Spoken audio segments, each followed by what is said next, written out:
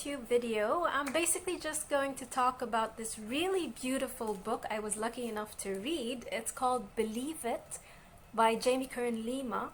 Now, as you may or may not know, Jamie Kern Lima is the founder of a makeup brand called It Cosmetics that's actually known for its skin enhancing foundation. So basically it's a two-in-one, coverage and treatment.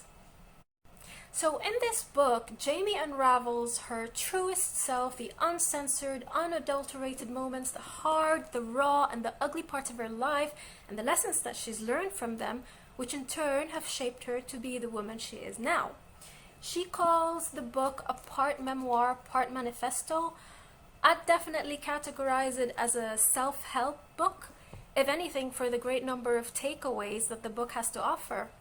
Now, what I absolutely adore, though, about her writing style is that it's just such a genuine reflection of who she is as a person. Her tone is so intimately personal, like she doesn't shy away from adding the really cringy details that make her story even more real and, let's face it, relatable. She's like a kindred spirit who is as generous and welcoming in person as she is in her writing. Her energy just simply shines through with love, compassion, gracefulness, and conviction. So in detail, she tells the story of how, while going through the motions of life, she discovers her true purpose and becomes inspired by her inner vision that is actually born out of a personal need. So the background of that, quickly, is that she has this somewhat rare skin condition called rosacea, where her cheeks would just flare up. So she tried so many products to help address the thing, but found nothing that worked. And so this then prompts her to create her own product and basically start a business from scratch from her own living room. The fact that she actually gave up a secure and stable job to devote all her time and energy to this mission is nothing short of inspirational. But the number of rejections that she has had to receive, and yet she continued to just soldier through, is absolutely phenomenal, honestly. Not only was she learning to figure things out by herself, along with her husband, of course, but besides the start of business and its expected share of struggles, she also goes through her own personal trials. Like when, for example, she discovers, get this, at the age of 30 something, that she was actually adopted.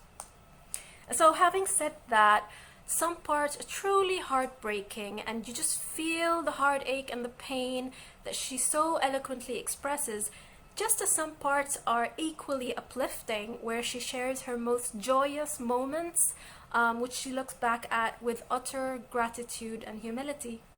So I'm quickly gonna go through the major lessons that I got from her story, and which are both a mix of professional and personal advice thanks to her lifetime of experience. But I just feel like these make the main crux of the memoir. Number one, believe in your gut instinct, that intuition, that inner knowing that she stresses all the time, and that in essence all of us are born with but just have forgotten how to listen to.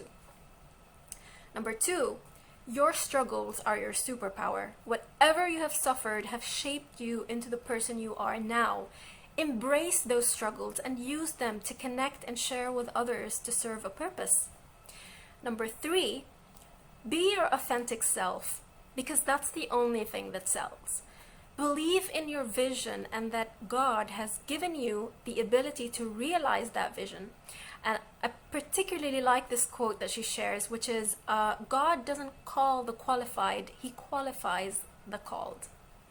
Number four, believe in the power of your microphone. In other words, you get to choose who speaks into your microphone. And since you are the 5 people you spend the most time with, start exercising control with intention on the volume knob to filter out basically what doesn't serve you or shape you to be your best self.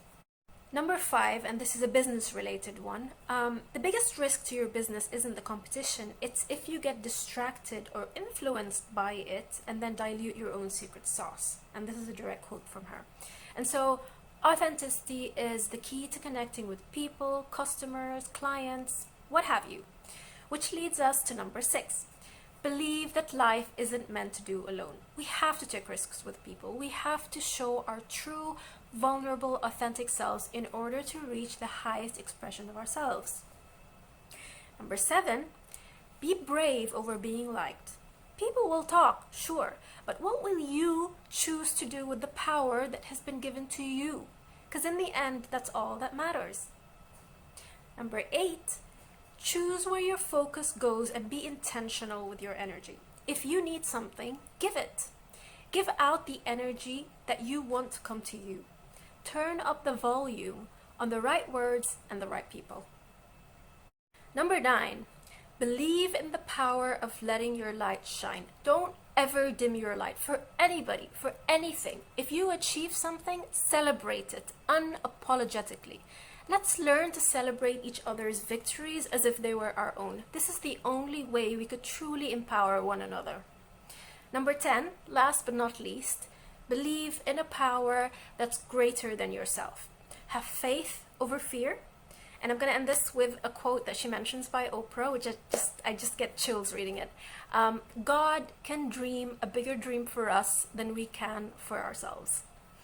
I hope you enjoyed the video, guys, and remember to like and subscribe. Till next time, bye!